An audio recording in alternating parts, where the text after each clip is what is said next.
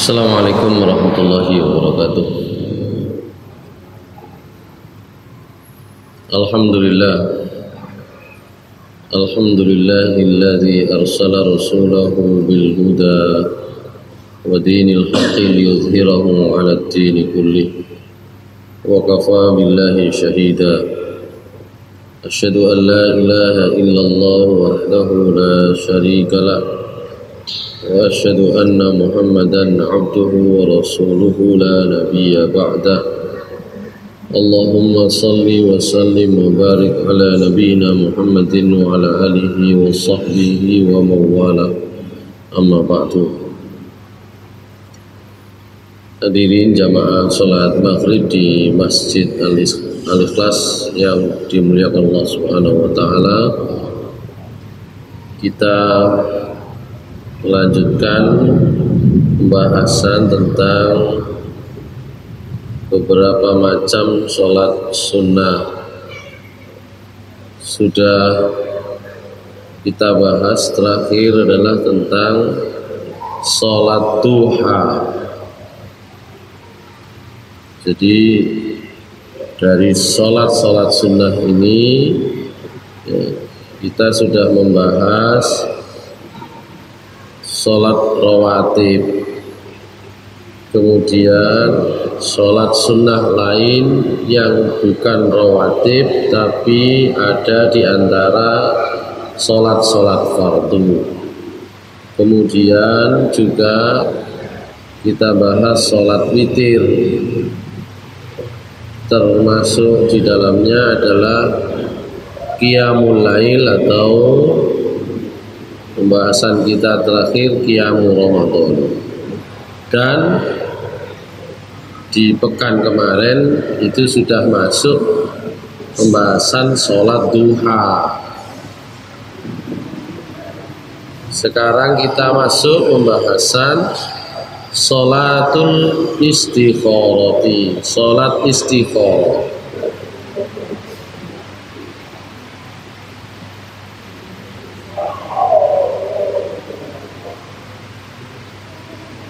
Kita mulai saja sholatul istikharati. Sholat istikharah yusannu liman arada amran minal umuril mubahati wal tabasa alaihi wajhul khairi fihi ay yusalliya rak'ataini min ghairil fariḍah.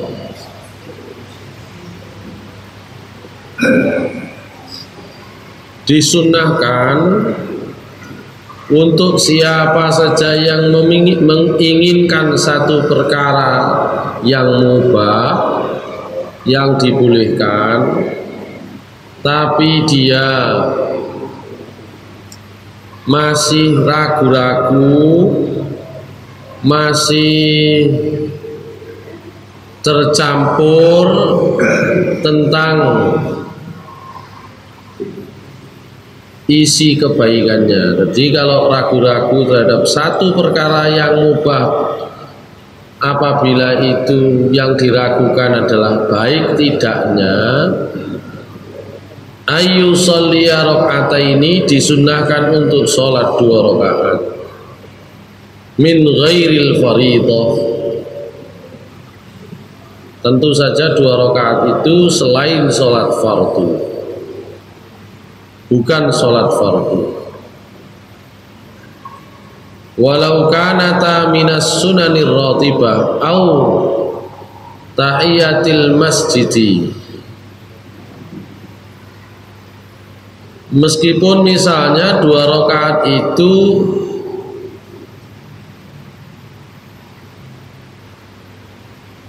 adalah 2 rakaat sunnah rawatib, atau 2 rakaat itu tahiyatul masjid, atau 2 rakaat sunnah di waktu kapan saja, baik malam atau siang, fi ayyi waqtin minal laili awin nahar, yaqra'u fiha bima sya'a ba'dal fatihah thumma yahmadullaha wa yusalli ala nabi sallallahu alaihi wasallam. Thumma yad'u bid-du'a alladhi rawahu al-Bukhari min hadithi Jabir radhiyallahu anhu qala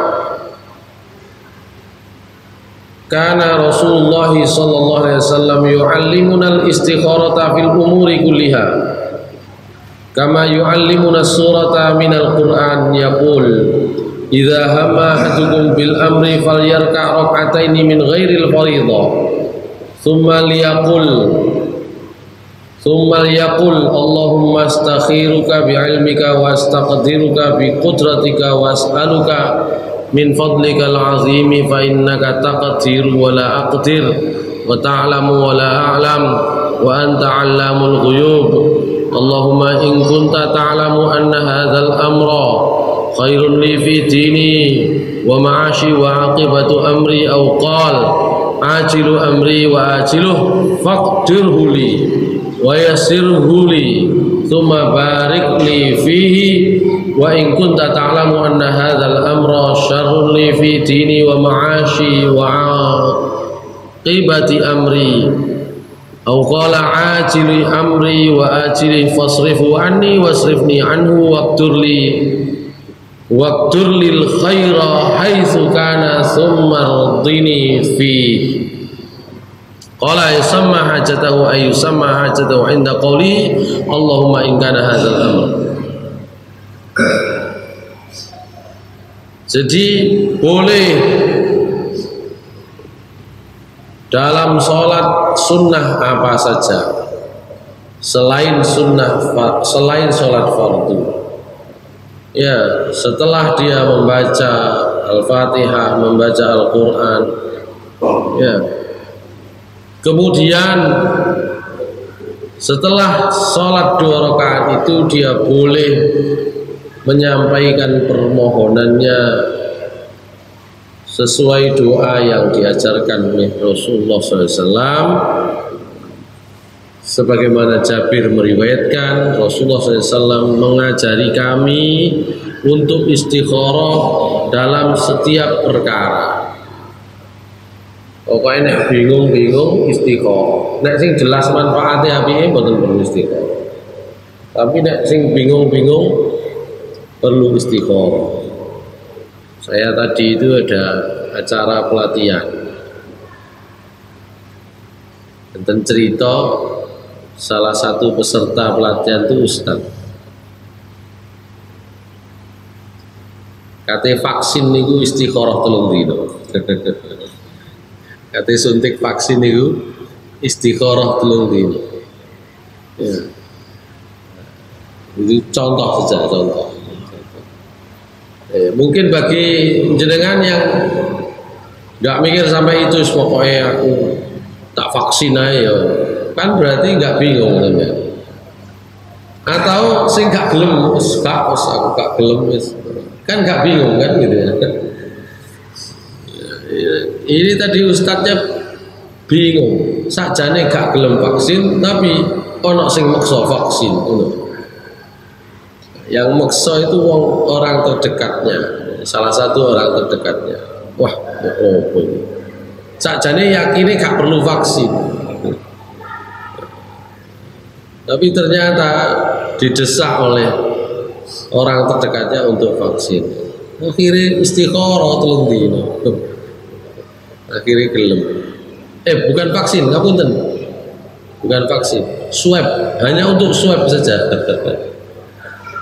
Hanya untuk swab istikharah. Gak gelem di swab. Itu jadi cerita. Jadi istikharah itu boleh, pokoknya untuk persoalan yang barangkali kita bingung. Aku tuh karep tuh gak ngene kok. Tapi kok orang sing nyuruh, dorong-dorong melakukan. Itu kan bisa jadi menimbulkan kebingungan. Gitu ya. Maka disunnahkan untuk sholat 2 rakaat di luar sholat fardu. Jadi boleh apa saja, tapi yang penting adalah kemudian diikuti dengan doa tadi itu.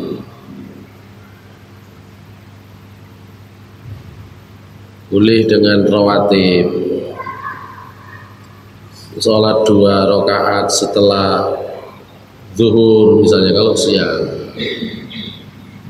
boleh kalau 2 rakaat setelah maghrib misalnya kalau malam begitu, atau ya sholat malam itu boleh saja. Saya dulu pernah ditanya oleh seorang teman, katanya nyalon jadi ketua organisasi, bingung, istikharah, ya kan? Istikharah. Setelah istikharah kemudian tanya, Mas iki hasilnya ngene, ya hasilnya peteng gak oleh melok. Jadi setelah sholat istikharah itu, jadi istikharahnya saya nyalon apa saya tetap dengan profesi saya ini, profesinya pekerjaannya ini.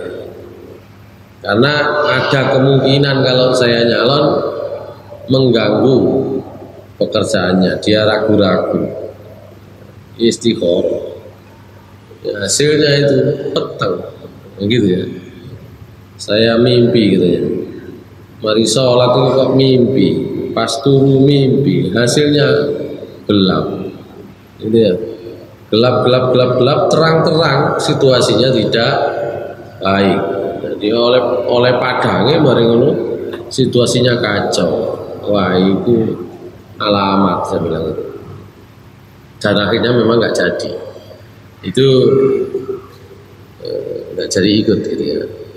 Ya itu persoalan-persoalan. Kalau kita bingung, orang itu kan bisa bingung karena banyak hal. Baik, itu tentang sholat istikharah. Jadi nggak ada sholat istikharah itu sholat khusus, nggak ada. Ya, pokoknya sholat sunnah apa saja, yang penting ada doa istikharah setelah sholat. Baik. Walam yasihha fil qiraati fiha syai'un makhsusun kama lam yasihha syai'un fi istihbabi tikrariha. Ya. Tidak perlu misalnya dalam sholat itu membaca ayat tertentu, tidak perlu. Ini sholat istikharah aku tak maca ayat surat tertentu, tidak ada. Tidak ada riwayat yang sahih yang menjelaskan tentang bacaan tertentu di dalam sholat. Kama lam yasihha syai'un fi istihbabi tikrariha. Termasuk apa harus diulang berapa kali doanya, tidak ada keterangan yang sahih tentang itu.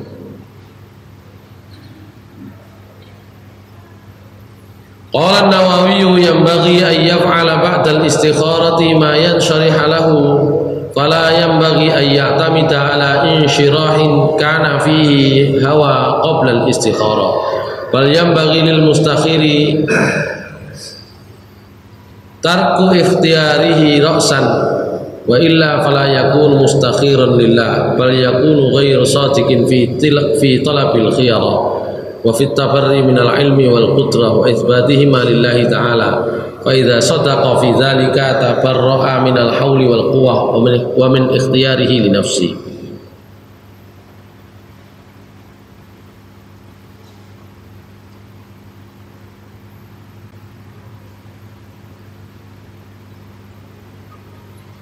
Orang yang istikharah itu harus mengerjakan perkara yang memang terlihat terbuka setelah istikharah. Tidak boleh berpegangan pada keinginan yang sebelum sholat itu wis ono. Jadi sebelum bingung, tapi sebelum sholat itu wis kepingin kepingin atau punya kecenderungan kepada satu pilihan, ya, wong kurung istikharah punya kecenderungan satu pilihan, setelah istikharah ternyata itu beda kok dipegangi yang lama, maka itu tidak boleh dipakai, ya.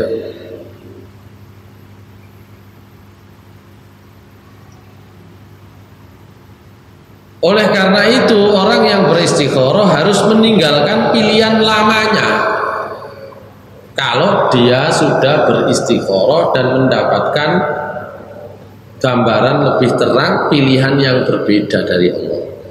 Nah, kalau nggak begitu ya berarti dia fala yakunu mustakhiran lillah, ya berarti ya kan nggak njaluk pilihan nang Gusti Allah, kan karepe dhewe. Begitu ya.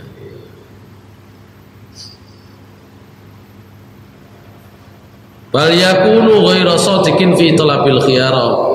Kalau sudah diberi tanda-tanda setelah istikharah itu ada satu pilihan yang lebih terbuka, kok balik kepada pilihan sebelum istikharah, berarti dia gak benar-benar istikharah dan tidak benar-benar dalam mencari ilmu dan takdir Allah Subhanahu wa taala serta ketetapan Allah Subhanahu wa taala. Maka kalau sudah dia mengikuti hasil setelah dia istikharah, maka dia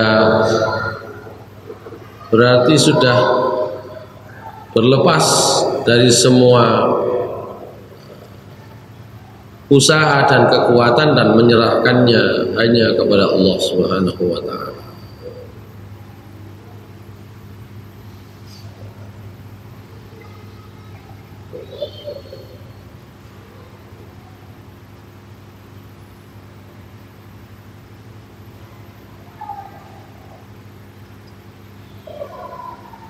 Baik, itu tentang sholat istikharah.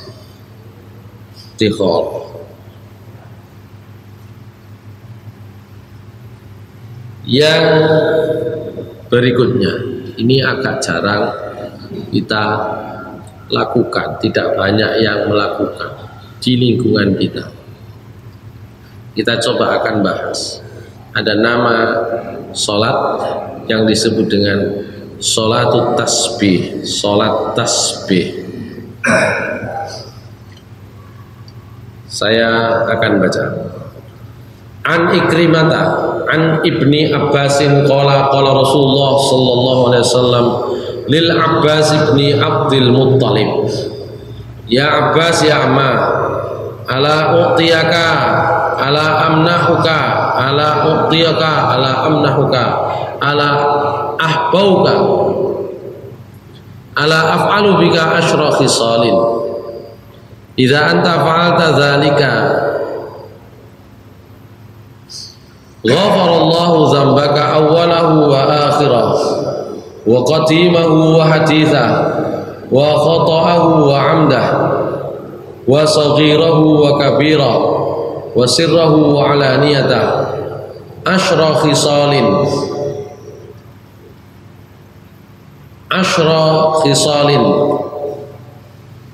ay an tusalliya arba'a raka'atin taqra'u fi kulli raka'atin bi fatihatil kitabi wa suratin fa idza faragta minal qira'ati fi awwali raka'atin faqul wa anta qa'imun subhanallah walhamdulillah wa la ilaha illallah wallahu akbar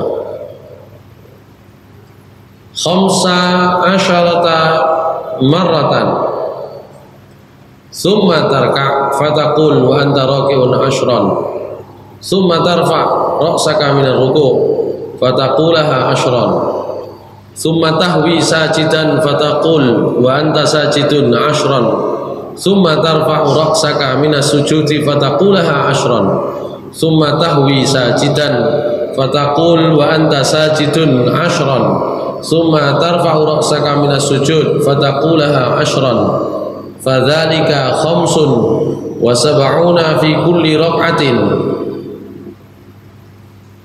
taf'alu dzalika fi arba'i raka'atin wa in istata'ta an tusalliha fi kulli yaumin marratan faf'al fa in lam tastati fa fi kulli jum'atin marratan fa in lam taf'al fa fi kulli sanatin marratan fa in lam taf'al fa fi umrika marratan. Rawahu Abu Dawud wa Ibnu Majah wa Ibnu Khuzaimah fi sahihihi wa Tabrani. Qala al-Hafidh wa qad ruwiya hadzal hadits min turuqin katsiratin wa an jama'atin min as-sahabati wa amsaluha hadits Ikrimah hadza wa qad sahhahahu jama'atun minhum al-Hafidh Abu Bakar al-Ajri wa Syekhuna Abu Muhammad Abdurrahman al-Misri wa Syekhuna al-Hafidh Abu Hasan al-Maqdisi rahimahumullah.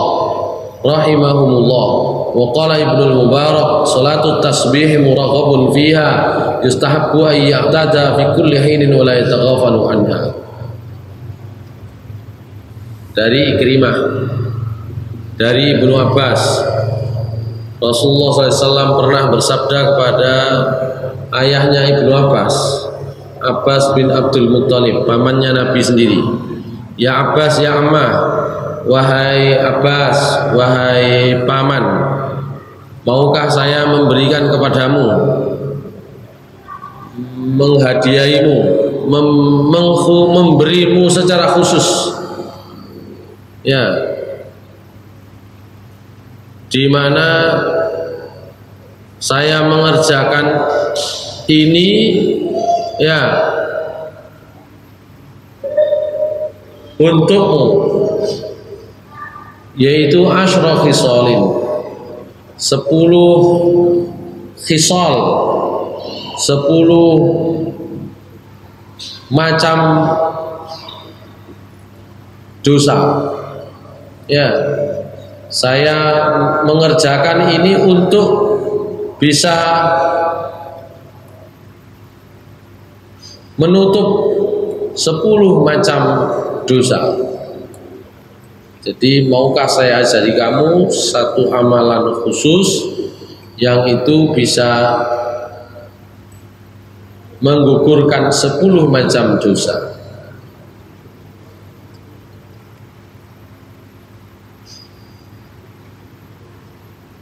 Idza anta fa'alta dzalika, apabila kamu sudah mengerjakan yang demikian itu,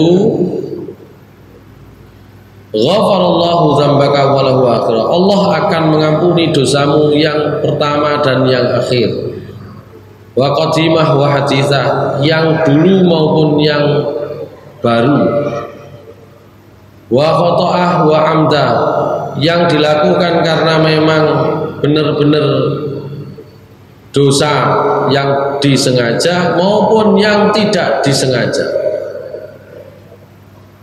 baik yang kecil maupun yang besar, dosa yang sirri yang tidak terlihat maupun yang alaniyah yang terang-terangan. Apa itu? Antusalliya arba'a raka'atin, sampean sholat 4 rakaat, taqra'u fi kulli raka'atin bi fatihatil kitabi wa suratin. 4 rakaat itu setiap rakaatnya sampean baca Al-Fatihah dan baca surat. Ciri sholat sunnah, ya, ciri sholat sunnah berbeda dengan sholat fardu. Kalau sholat fardu itu 4 rakaat, 3 rakaat, rakaat ketiga, keempat tidak pakai baca surat. Ini semuanya dipakai baca Al-Fatihah dan surat. Fa idza faragta minal qiraati fi awwali rakaatin, kalau sudah selesai membaca surat di rakaat pertama, Al-Fatihah, baca surat, sudah selesai, fakul, maka ucapkan, wa anta qaimun, masih dalam keadaan berdiri, berarti sebelum rukuk, yang diucapkan adalah subhanallah, walhamdulillah, wala ilaha illallah, wallahu akbar. Berapa kali? Khamsa asyarata marratan, 15 kali. 15 sebelum ruku, setelah membaca surat di rakaat pertama, subhanallah, walhamdulillah, wala ilaha illallah, wallahu akbar. Diulang 15 kali. Summa tarka, kemudian kamu ruku. Fatakul wa anta raki'un asyran. Dalam posisi ruku, ya sudah baca doa ruku, kamu membacanya 10 kali sama. Ya, apa yang dibaca? Subhanallah, walhamdulillah, wala ilaha illallah, wallahu akbar. 10 kali. 25. Summa tarfa'u ra'saka minar ruku, kemudian kamu bangkit dari ruku, berarti iktidal. Ya, setelah sami Allahu liman hamidah rabbana walakal hamdu, fataqulaha asyran, kamu baca 10 kali, 35 berarti. Summa tahwi sajidan, kemudian kamu turun sujud, fataqulu anta sajidun asyran, dalam posisi sujud kamu membaca 10 kali, 45 kali. Summa tarfa'u ra'saka minas sujud, fataqulaha asyran, kemudian mengangkat kepala dari sujud, berarti posisi duduk di antara dua sujud, kamu membacanya 10 kali. Subhanallah, walhamdulillah, wala ilaha illallah, wallahu akbar. Summa tahwi sajidan, fataqulu anta sajidun asyran, kemudian sujud lagi, baca 10 kali, 55 kali sudah. Summa tarfa'u ra'saka minas sujud, fataqulaha asyran, kemudian bangkit dari sujud, ya kamu membaca 10 kali. Fadzalika khamsun wa sab'una marrah. Coba dihitung, ya. Jadi sebelum bangkit ke rakaat kedua, coba dihitung, khamsa asyara marratan ketika sebelum ruku, 15. Kemudian ketika ruku 10, 25. Ketika bangkit dari ruku 35, 10 kali berarti 35. Ketika turun sujud 45 jadinya 10 kali. Kemudian ketika bangkit dari sujud duduk 10 kali, 55. Kemudian ketika sujud lagi 65, bangkit dari sujud mau kembali ke rakaat pertama 10 kali. Itu semua khamsun wa sab'un fi kulli rakaatin, itu di setiap rakaat. Taf'alu dzalika fi arba'i rakaatin, di setiap rakaat kamu mengerjakan seperti itu 75 ping tambah 75 tambah 75 tambah 75. Jadi 300 kali dibaca. Wa in istata'ta an tusalliha fi kulli yaumin marrah. Nek iso bendina sekali sambil melakukan itu. Wa ilam tastati, kalau nggak bisa setiap Jumat sekali sampai lakukan itu.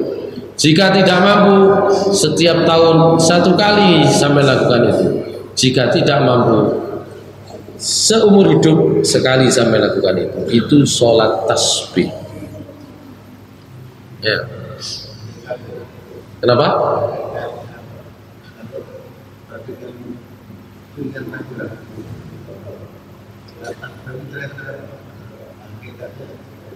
Loh, tadi di awal sudah disampaikan, wahai paman Abbas, maukah saya beri kamu 1 amalan? Ya, saya tunjukkan 1 amalan yang dengan amalan itu sampean bisa mendapatkan pengampunan dari 10 macam dosa. Ya, dosa yang dulu maupun yang nanti yang terakhir, yang pertama maupun yang terakhir, yang dulu maupun yang sekarang, yang sirri, yang terang-terangan, dosa yang karena sengaja maupun karena gak tahu, gitu ya, yang kecil maupun yang besar. Itu apa namanya, fadilahnya, keutamaannya, itu yang disebut dengan sholat tasbih, gitu ya. 4 rakaat langsung di sini, bunyinya langsung 4 rakaat. Ya.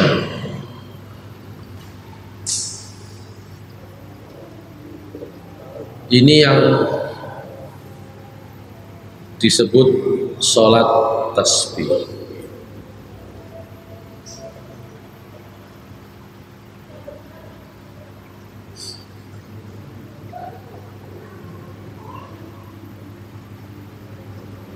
Cuma ngeten, dalam lingkungan kita biasanya hadis-hadis yang terkait dengan sholat tasbih ya itu dipersoalkan secara sanad. Hanya saja dalam pandangan Sayyid Sabiq termasuk Ibnu Hajar al-Asqalani dalam bab ini, hadis ini diriwayatkan oleh banyak jalan.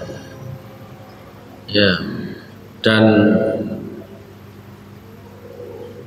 banyak jalan ini kemudian menjadi dasar kesohihan hadis ini menurut juga banyak ahli.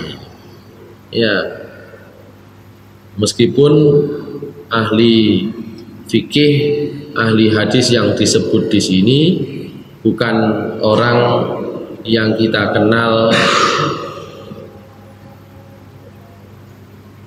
mendalami ilmu hadis, karena bukan guru kita, ini gurunya Sayyid Sabiq. Jadi saya sebut tadi mengapa ini tidak banyak diamalkan di lingkungan kita yang biasanya mengikuti hadis-hadis yang kita pilih kesohihannya. Nah, karena dari sisi sanad hadis tentu ini ada masalah, gitu ya. Hanya saja saya sampaikan apa namanya pendapatnya Sayyid Sabiq, karena ini ditulis oleh Sayyid Sabiq. Menurut beliau, guru-gurunya termasuk yang mensohihkan hadis-hadis tersebut. Kalaupun ada kelemahan, ada banyak jalannya, gitu ya. Sehingga kembali saya sampaikan, kita itu sering tidak mengambil kesimpulan yang sama. Itu salah satunya adalah karena mempersoalkan status hadis, gitu ya. Begitu. Misalnya ketika nanti bulan Sya'ban, ya, hadis-hadis tentang puasa di bulan Sya'ban. Kita tahu tentang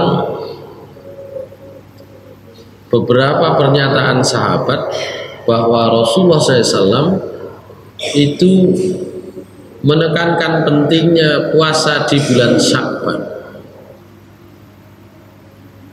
Tapi terkait dengan puasa bulan Sya'ban itu juga ada beberapa hadis yang dhaif yang menyebut misalnya tentang keutamaan pertengahan bulan Sya'ban, kemudian tentang hari-hari tertentu di bulan Sya'ban, poso sedino, rong dino, gitu ya, yang memang itu dhaif. Jadi campur antara penekanan Nabi tentang pentingnya puasa bulan Sya'ban secara umum.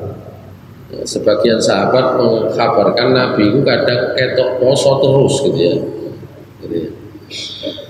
saking banyaknya beliau puasa di bulan Sya'ban. Tapi di dalam bab ini juga ada beberapa hadis yang dhaif terkait dengan yaitu tadi hari-hari tertentu di bulan Sya'ban dan keutamaannya, sehingga muncul dua pendapat yang bertolak belakang. Siji gak poso blas, sing loro mesti poso di hari-hari tertentu saja, gitu ya.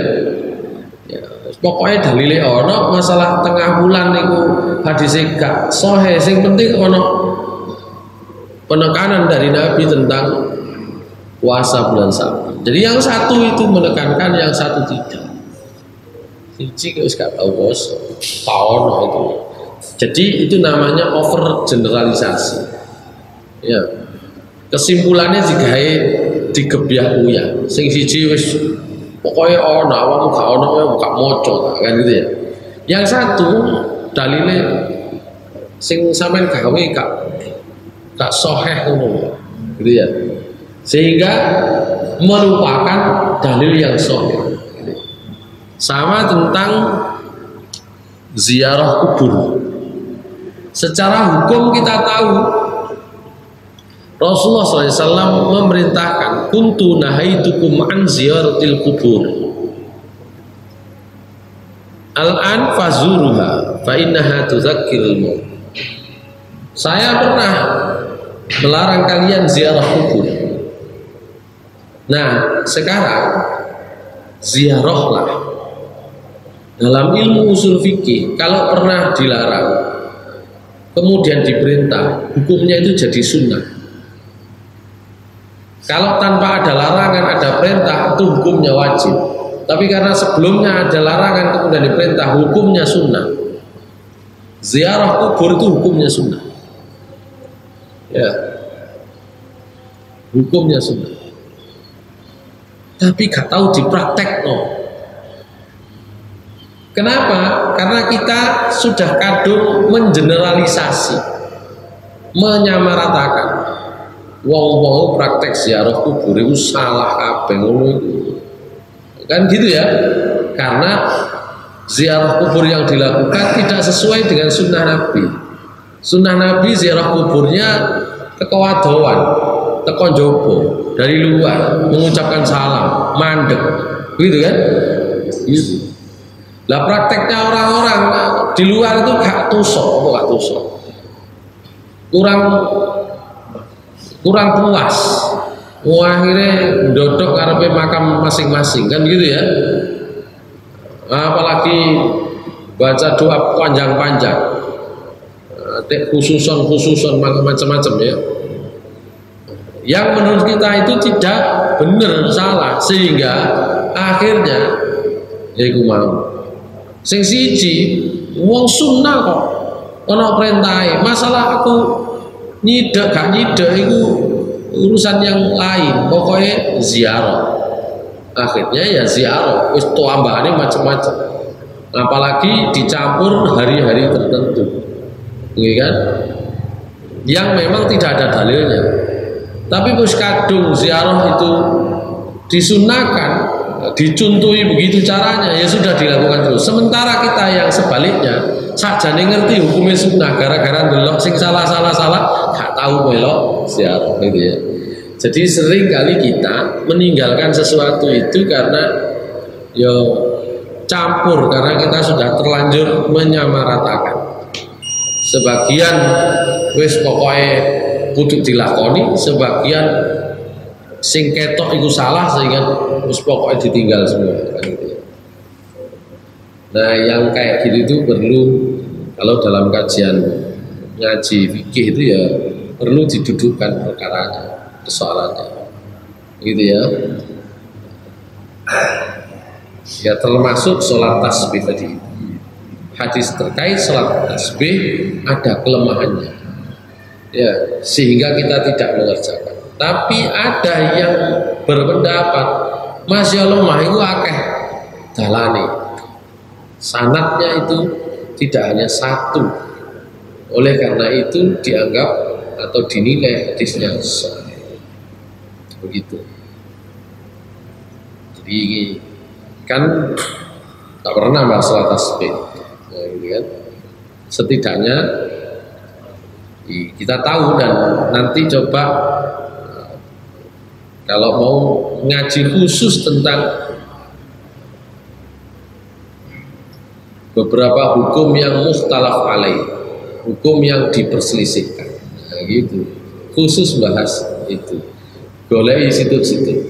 Karena biasanya satu amalan yang dipraktekkan oleh sebagian kaum muslimin itu nek diurut nanti ketemu apa namanya sebab asal muasalnya. Seperti pernah saya sampaikan tentang sholat sunnah mutlak. Bagi saudara-saudara kita yang lain, sholat sunnah mutlak itu wono, pokoknya 2 rakaat tambah 2 rakaat, ini sholat apa? Pokoknya sholat sunnah, gitu ya. Itu ada. Itu ternyata didasarkan pada praktek sebagian sahabat. Salah seorang sahabat pernah kita bahas ya, sampai sholat apa? Jumlah rakaatnya kok akeh men, isok ngitung nggak mau kan gitu ya. Kata orang tersebut, kata sahabat tersebut, kalau saya umpama gak mentas ngitung, Gusti Allah gak mungkin lali nyadet, gitu ya. Gusti Allah gak mungkin lali nyadet. Sing tak iling teko Nabi Muhammad SAW, beliau bersabda, sopo sing sujud 1 kali sujud, ya maksudnya sholat 1 rakaat, ya maka setiap rakaat dia sholat itu akan saya angkat 1 derajat, dan akan, kata Allah begitu ya, akan dihapus 1 dosa. Jadi sakar aku pindah rakaat gitu ya. Itu dari hadis Nabi itu ada prakteknya, sahabat itu memahami ini ngoten gitu loh. Sementara kita iku mau ono contohnya apa enggak kan gitu ya.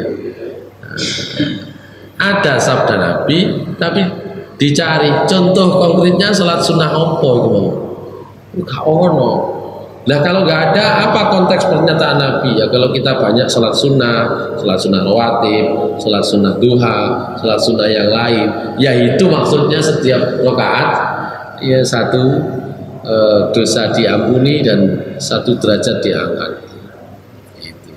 Tapi sahabat tadi memahaminya kayak gitu. Pokoknya aku sholat jumlah rakaatku piro terserah.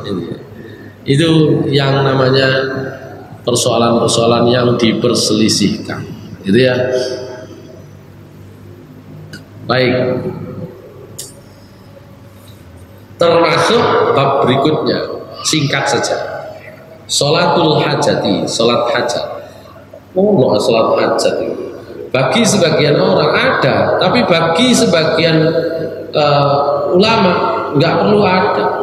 Karena dalil sholat hajat itu cuma pernyataan sederhana dari Nabi SAW. Dari Abu Darda, Nabi SAW bersabda, "Man tawaddo'a fa asbaghal wudu'a, tsumma shalla rak'ataini yutimmuhuma, aqahullahu ma salamu ajran wa akhar." Siapa yang wudu, menyempurnakan wudunya, sholat 2 rakaat setelah itu dengan sempurna, Allah akan mengabulkan setiap permohonannya, baik segera saat itu juga atau setelah itu atau nanti di akhir. Oh, ini sholat hajat. Padahal nggak ada pun ini sholat hajat. Cuma mari wudu, sholat, mari ngono doa minta menyampaikan permintaan tertentu atau doa tertentu. Bagi sebagian orang ini sholat hajat. Katanya sholat apa? Sholat hajat. Padahal tidak ada itu. Wudu, sholat, doa, dan gitu kan? Sama dengan Nabi SAW bahwa beliau menyatakan, ya doa antara azan dengan qomat itu tidak ditolak. Kan gitu ya? Sama dengan begitu. Tapi bagi sebagian orang, oh inilah sholat hajat, gitu ya. Kita tidak biasa dengan istilah adanya sholat hajat. Tapi sebagian kaum muslimin yang lain menyimpulkan ada salat hajat itu. Dalilnya umum seperti ini. Nah, yang itu terkait dengan penafsiran, persepsi, ya, persepsi tentang apa itu salat hajat.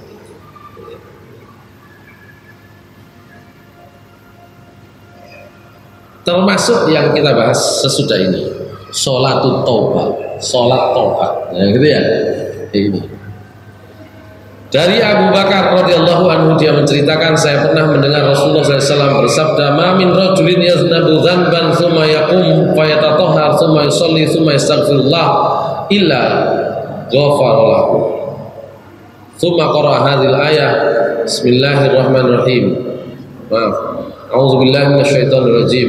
Walladzina idza fa'alu fahishatan aw dhalamu anfusahum dzakarullaha fastaghfiru li dzunubihim wa may yaghfiru dzunuba illa Allah wa lam yusirru ala ma fa'alu wa hum ya'lamun. Ulaika jazaohum maghfiratun min rabbihim wa jannatun tajri min tahtiha al-anhar khalidina fiha wa ni'ma ajrul 'amilin. Hadis riwayat Abu Dawud, Nasai, Ibnu Majah, Baihaqi dan Tirmidzi, wa qala haditsun hasan. Kata Abu Bakar radhiyallahu anhu, Rasulullah SAW pernah bersabda, tidak ada satu orang pun yang berbuat satu macam dosa, kemudian dia berdiri, kemudian dia bersuci, kemudian dia sholat, kemudian dia mohon ampun kepada Allah, kecuali pasti Allah akan mengampuninya. Ya. Kemudian Rasulullah SAW membaca dua ayat dari surat Ali Imran ayat 135-136. Di situ disimpulkan, iki jenengi sholat taubat bagi sebagian kaum muslimin, bagi sebagian ulama, bagi sebagian kita kawan sholat taubat. Ya pokoknya jaluk sepuluh Gusti Allah. Gitu. Tapi bagi orang lain, sholat taubat gitu ya.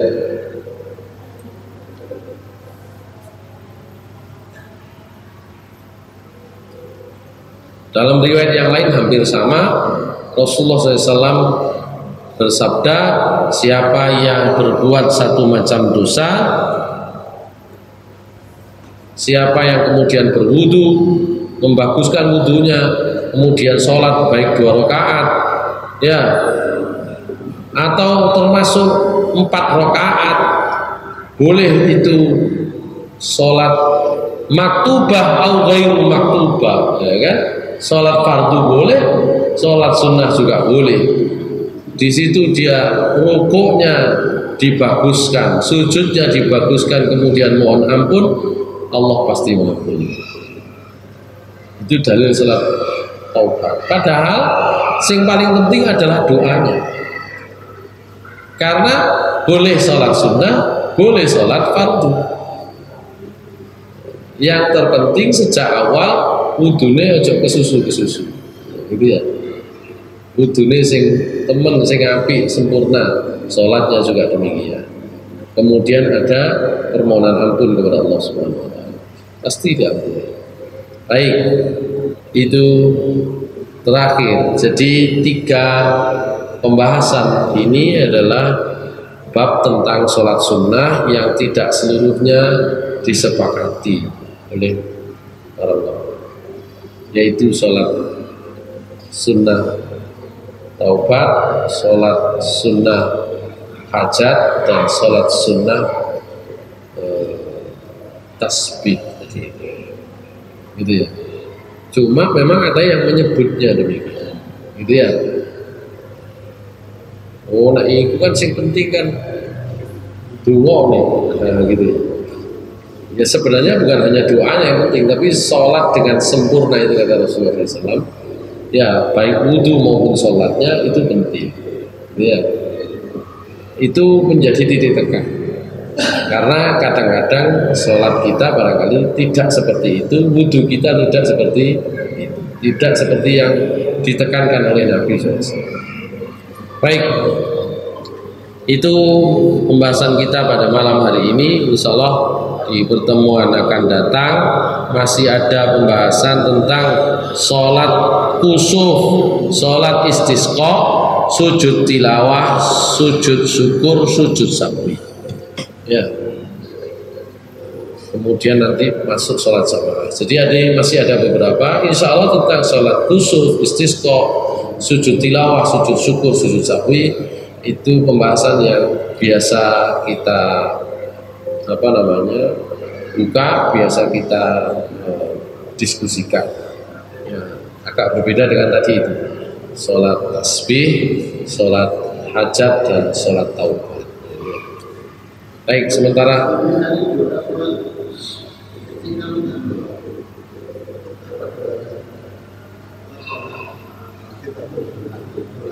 nggih. Allahumma astakhiruka. Jadi doa ini sebenarnya kalau mau sesuai dengan contoh Nabi ya dibaca sesuai dengan yang beliau contohkan. Cuma tetap di dalamnya kita menyebut apa perkaranya. Nah, dengan menyebut perkara itulah ada yang membolehkan. Gak usah kudu koyok dungane Nabi coro Arab. Allahumma astakhiruka bi ilmika wa astaqdiruka bi qudratika wa as'aluka min fadlikal azim. Fa innaka taqdiru wa la aqdiru wa ta'lamu wa la a'lamu wa anta 'allamul ghuyub. Ya, niku kan rada dawa. Allahumma in kunta ta'lamu anna hadzal amra napa urusane? Anna sampean mau kula critani ana sing kepingin nyalon dadi ketua partai politik misale. Nah iku nek cara Arabe apa? Ngono lho, bingung. Oh wis gawe cara Indonesia mawon. Kan gitu ya. Karena itu disebut ya. Harus disebut. Karena menyebut secara spesifik itu boleh. Yang inti doanya adalah ya Allah saya mohon pilihan menurut ilmu ya Allah. Saya mohon takdir yang baik menurut kuasamu ya Allah. Saya berdoa kepadamu ya Allah, mohon karuniamu yang maha agung. Karena saya yakin engkaulah yang maha kuasa, sementara saya tidak punya kuasa ya Allah. Engkaulah yang maha mengetahui, sementara saya tidak punya pengetahuan ya Allah. Dan engkau maha mengetahui perkara-perkara yang gaib. Maka ya Allah, jika urusan ini urusan Allah baik bagi saya, ya, bagi agama saya, bagi kehidupan saya dan akhir dari urusan saya, maka ya Allah takdirkanlah dia untuk saya dan mudahkan urusan itu bisa saya kerjakan, kemudian berkahi saya dalam urusan tersebut. Tapi jika urusan ini ternyata tidak baik, penuh kejelekan menurut ilmumu, baik untuk urusan dunia saya, agama saya, kehidupan saya, dan juga akhir dari urusan saya, baik itu segera maupun nanti itu akhirnya ke api, gitu ya. Maka ya Allah saya minta palingkan urusan ini dari saya, ya, dan takdirkan saya yang lebih baik dari urusan ini, dan beri saya pilihan yang kamu ridhoi. Jadi itu doa istikharah itu yang paling penting adalah permohonan dengan tegas supaya dengan ilmu Allah dan takdir Allah, kalau memang baik urusan tertentu yang kita sebut itu ditakdirkan. Saya kira demikian yang bisa kita bahas pada malam hari ini. Insya Allah masih ada beberapa macam sholat sunnah yang bisa kita bahas. Agak panjang nanti tentang sholat kusuf atau sholat gerhana, ya, karena terkait dengan hikmah-hikmah dan tata caranya. Kemudian nanti sholat istisqa juga ada beberapa macam cara, itu agak panjang. Saya tidak tahu apakah sholat kusuf istisqa itu bisa selesai di pertemuan akan datang, karena ada banyak pembahasan. Kalau sholat istisqa ada 3 cara nanti sholat istisqa itu juga berbeda-beda nanti. Saya kira demikian. Aku qouli hadza astaghfirullah li wa lakum. Assalamualaikum warahmatullahi wabarakatuh.